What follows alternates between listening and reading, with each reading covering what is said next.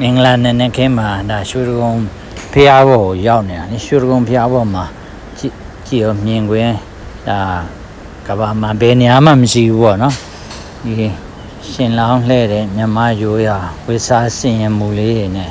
ဒီမြင်ကွင်းလေးကိုမြင်နေရတာဩဗုဒ္ဓသာနာမြန်မာပြည်မှာထွန်းကားနေပြီထွန်းကားနေတော့နော်ဒါလေးကိုတွေ့ရတာပေါ့ခုကတော့ဒါရွှေကုန်းဖျားကြီးကိုရွှေတင်ကန်းကပ်ဖို့ဒါတတိယအချိန်မြောက်ရွှေပြားရွှေတင်ကန်းပေါ့နော်ဒီအတွက်သွားနေတာ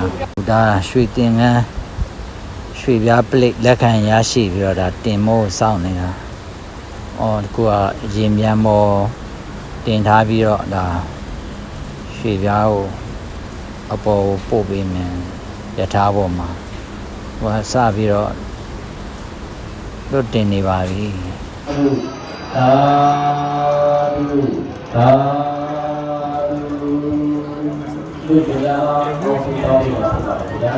လူတရားအာရုံပြုနေပါတော့ယောမာတိနာမတနာအာဒနာဝိကေတောဒီနာယပိနပိနိသသောယောပိတုတရားစီတော်အာဒနာဝိကေတောရသောတိမပိယကိုတိတန်လည်းအောက်တပိအောင်ဒီလိုပြောအောင်လည်းရေကတိဖြစ်တော်မူပြီးတော့ယောတိတော်အပရာဇီဘောဓိဝေသဝတေဝေစက္ကိုင်ဖွဲ့ပြီးခံပြီးတော်မူသည်တိပယရှင်ကိုရောမြတ်ကြီးသည်အာတနံသမာရိယံပြောင်းကြံရဲ့ခံတော်မြတ်စိတ်ကြည်သာတော်မာရတိနံတောင်းဤရာသိယသာတို့လောစွာကြောက်ဖွယ်စီကျေပြီးတောင်းမသိတိဘောကိုဒီကာယပိလမိနိထံအမတ်မြတ်ဗမာမဖက်သာတို့မြတ်တော်ကြည်ကြည်ပြင်းပြင်းနဲ့ဖြည်းဖြည်းတော်မမူခဲ့ပါ၏တောဒီတော်ဘုရားနဲ့အောင်ဘဲဝိနည်းသိချင်ရသောဝိနည်းရနဲ့မကွာအတူအောင်စီတော်မူတတ်သူရှင်တော်မြတ်ဘုရားသည်လောအမကံဘောင်းဒီကေအောင်ဒီတေအောင်ဒီရကြောင့်သီလဖိနေတော်ကတ်လူပူဇော်တတ်ပြီးဘုရားတတိတော်ဒီတော်မှာလို့ဟာတရားတိတူအောင်ရအတိအောင်ရပြလို့အောင်ပြည့်နေလားဖြာဖြာကို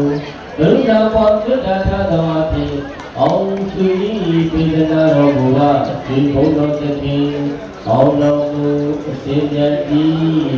ဘုရားသာဓုသာဓုသာဓုဘုရားရွှေအောင်ဝင်မှုအတွက်မြန်မာတိုင်းမှာနော်တာဝန်ရှိပါတယ်မြန်မာတိုင်းမှာဒါလူတိုင်းအတွက်တာရုခေါ်နိုင်ပါတယ်နော်ဗုဒ္ဓဘာသာဆိုတာတရားဟောအတိုင်းကိုလူတန်းနေဖြစ်စေမလူတန်းနေဖြစ်စေလူတန်းနဲ့ကုသိုလ်တာရုခေါ်ခြင်းဟာလေဒီဟာ